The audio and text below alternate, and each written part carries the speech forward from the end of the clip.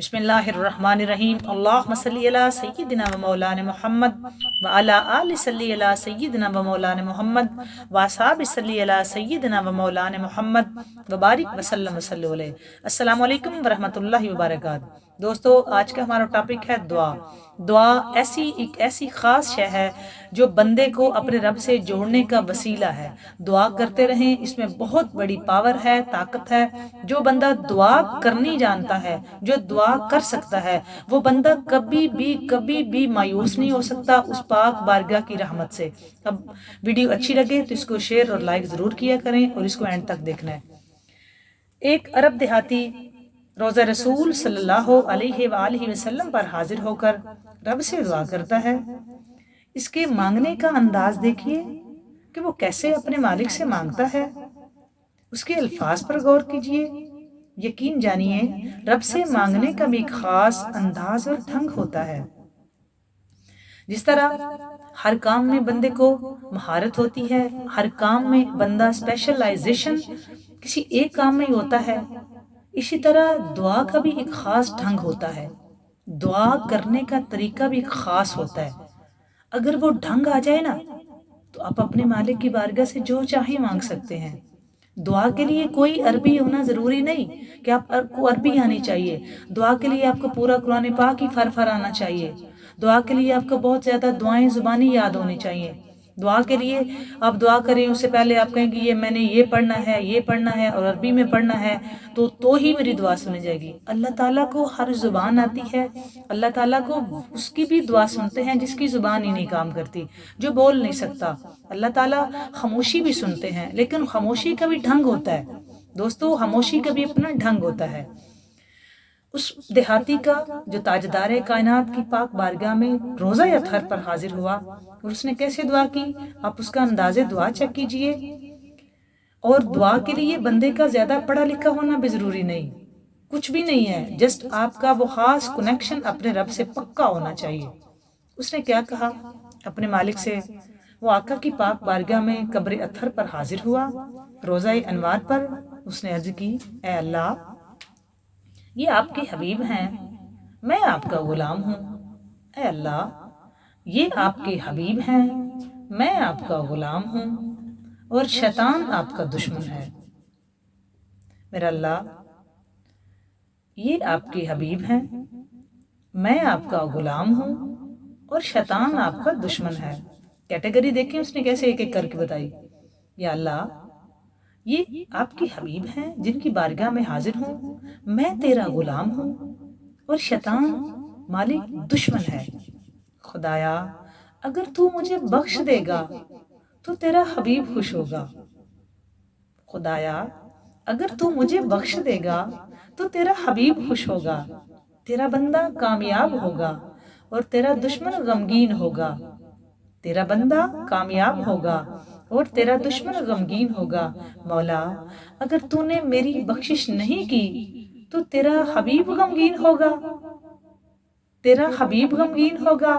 और हबीब को गमगीन तो तू देख नहीं सकता। हबीब के लिए तो तू 24 घंटे तू हबीब को खुश करने में लगा रहता है। हबीब पे तो तू खुद दरूद पढ़ रहा है। और तेरा गुलाम नाकाम होगा अगर तू मेरी बख्शिश नहीं करता। एक तो तेरा हबीब गमगीन होगा, दूसरा तेरा गुलाम नाकाम होगा और तेरा दुश्मन शैतान खुश होगा। इलाही, तेरी शान इससे बहुत बड़ी है। तू अपने हबीब को गमगीन करे, अपने बंदे को नाकाम करे और अपने दुश्मन को खुश करे। मालिक, तू ऐसा कभी नहीं कर सकता। तू हमेशा अपने हबीब को खुश करता है, तू अपने बंदे को कामयाबी देता है और अपने दुश्मन को खुश कभी नहीं करता। मेरे परवरदिगार, लोग अपने फौतशुदा रिश्तेदारों के साले सवाब के लिए गुलामों को आज़ाद कर देते हैं, और तेरे ये हबीब तमाम जहानों के सरदार मुहम्मदुर रसूलुल्लाह सल्लल्लाहु अलैहि वसल्लम की कब्र है। बस मुझ गुलाम को जहन्नम की आग से आज़ाद फरमा दे। कैसे उसने दुआ की। आमीन। क्या उसका अंदाज था बात करने का, क्या उसने अल्फाज इस्तेमाल किए। अलग अलग मालिक से कहा, या अल्लाह, ये तेरे हबीब हैं, मैं तेरा गुलाम हूँ, शैतान तेरा दुश्मन है। تو اگر مجھے بخش دے گا تو تیرا حبیب خوش ہوگا، تیرا بندہ کامیاب ہوگا، اور تیرا دشمن ناراض ہوگا، غمگین ہوگا۔ یہی بات ہے بس دوستو، دعائیں کرتے رہو۔ دعا کوئی بہت بڑا فلسفہ نہیں ہے جس کے لیے آپ کو سیکھنا ہوگا، کوئی کورس کرنا ہوگا، کچھ نہیں ہے۔ دعا کے لیے آپ کی ہارٹ پیوریفیکیشن چاہیے، جسٹ آپ کا دل صاف ہونا چاہیے۔ میں ہمیشہ ایک ہی بات لوگوں کو سمجھاتی ہوں کہ آپ جب رب کی پاک بارگاہ میں لینے جاتے ہو نا، کچھ دے کے جاؤ۔ مانگنے جاتے ہو نا تو کسی کو کچھ دے کے جاؤ، کچھ بھی دے دو۔ معافی مانگتے ہو نا تو معاف کر کے جاؤ۔ اللہ ہر حالت میں ہمیں دیکھ رہا ہوتا ہے، یہ ذہن میں رکھیں۔ اور دوسری بات، کہاں ہم غلط ہیں، اس پہ پوری توجہ۔ کہاں ہم غلط ہیں؟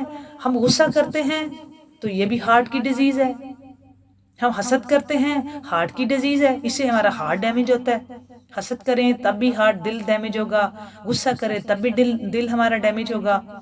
اور ہمیں اگر کوئی بندہ یہ کہہ دے نا کہ اللہ تعالیٰ تیرا بھلا کرے، تو ہم اس سوچ میں پڑ جاتے ہیں، پتہ نہیں اس کی دعا کی میں نیت کیسی تھی۔ خدا را، کوئی بھی آپ کو دعا دے نا تو فوراً سے پہلے آمین کہہ دیا کریں۔ آپ اس کی نیت نہیں جانتے، آپ اس کے الفاظ تو جان رہے ہیں نا۔ وہ آپ کو الفاظ جو ادا کر رہا ہے وہ تو آپ کی سماعتوں سے ٹکرا رہے ہیں نا۔ دعائیں بھی تو اپنی اپنی کیٹیگری رکھتی ہیں نا، دعاؤں کی اپنی خوبصورتی ہوتی ہے۔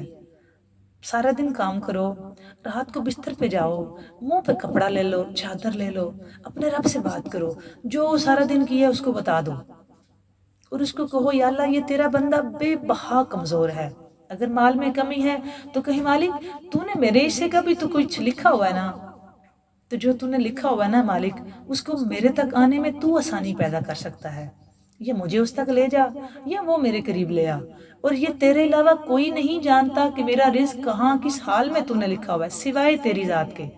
مالک تو وہ میرے قریب کر دے، تو یا مجھے اس قابل کر کہ میں اس کے قریب ہو جاؤں، اور اس کا راستہ سوائے تیری ذات کے کوئی نہیں نکال سکتا۔ مالک میرے راز سوائے تیرے کوئی نہیں جانتا، میں تجھے بتاؤں تب بھی تو ہی جانتا ہے، نہ بتاؤں تب بھی تو ہی جانتا ہے۔ میرا اللہ تو میرے لیے آسانیاں پیدا کر، میرا اللہ تو میرا دل پاک کر دے، میرا اللہ تو میرے دل میں آ، مجھے اپنا قرب دے، اپنی معرفت دے۔ یہ کریں اس سے باتیں، پھر اس سے کہیں میرا مالک اگر آپ کی اولاد ہے تو کہیں یا اللہ یہ تو نے دی ہے، یہ تیری امانت ہے، اس کو تو نیک کر۔ اگر کوئی باپ دعا کرے نا اپنے بچوں کے لیے تو اس طرح قبول ہوتی ہے دعا جس طرح کوئی نبی اپنی امت کے لیے دعا کرتا ہے۔ اور ماؤں کی دعا کی کیا بات ہے، وہ تو عرش ہلا کے رکھ دیتی ہے دعا۔ اور ماؤں کو بھی جب ہم غصے میں مائیں ہوتی ہیں نا، تو یہاں ایک بات آپ کو بتاتی چلوں، اس وقت وہ اس دور میں خانہ کعبہ کے امام رہے ہیں عبد الرحمن السدیس صاحب۔ وہ کہتے ہیں کہ میں چھوٹا سا تھا تو میری ماں نے مجھے کام سے روکا، مہمان آئے تھے ہمارے گھر تو ماں نے ہنڈیا بنائی تو میں نے اس میں کچھ ڈال دیا، تو میری ماں کو بہت غصہ آیا۔ اس غصے میں میری ماں نے مجھے کہا جا تجھے اللہ کعبے کا امام بنائے، میرا سارا سالن خراب کر دیا۔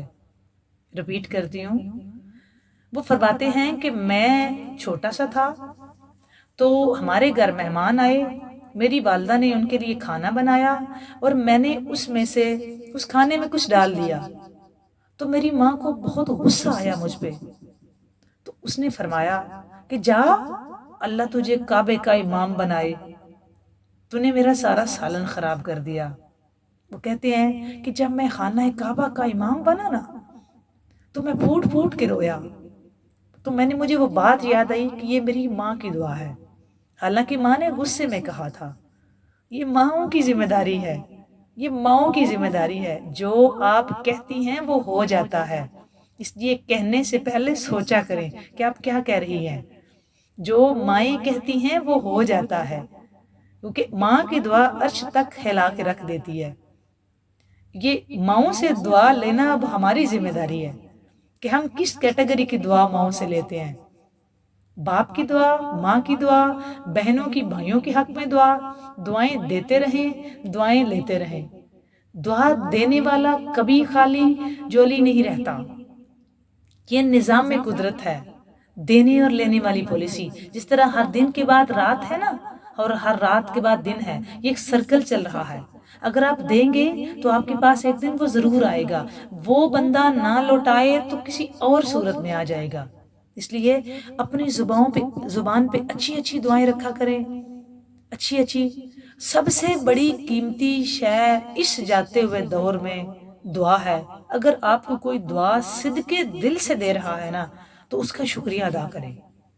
اور صدقے دل سے، اور آپ کی پیٹھ پیچھے اگر کوئی بندہ آپ کے لیے دعا کر رہا ہے نا تو دنیا کا واحد مخلص ترین بندہ ہے وہ آپ کے ساتھ، کہ اگر وہ آپ موجود نہیں ہیں اور وہ آپ کے لیے دعا کرتا ہے، اس سے بڑا اس دنیا میں آپ کے ساتھ کوئی مخلص، کوئی قریبی، کوئی رشتہ دار اور کوئی سچا نہیں ہو سکتا. سب سے بڑی سچائی کا پیمانہ چیک کرنا ہے نا آپ نے، تو یہ چیک کیا کریں کیا وہ بندہ آپ کی پیٹھ پیچھے یا کہیں جگہ آپ کے لیے دعا کرتا ہے.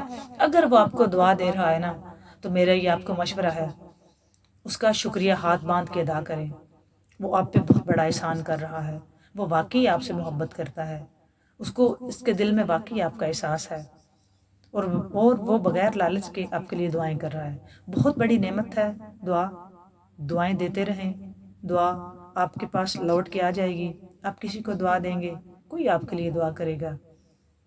آپ کسی کے لیے اچھا کریں گے تو اللہ کی بارگاہ سے کوئی آپ کے لیے اچھا کرنے کا اللہ سبب پیدا فرما دے گا، کیونکہ وہ مسبب الاسباب ہے. کبھی بھی مایوس نہیں ہونا. مایوس تو وہ ہو نا جس کا کوئی نہ ہو، جس کا والی ہو، جس کا وارث ہو، جس کا مالک ہو، جس کا خالق ہو. وہ کیوں مایوس ہوگا؟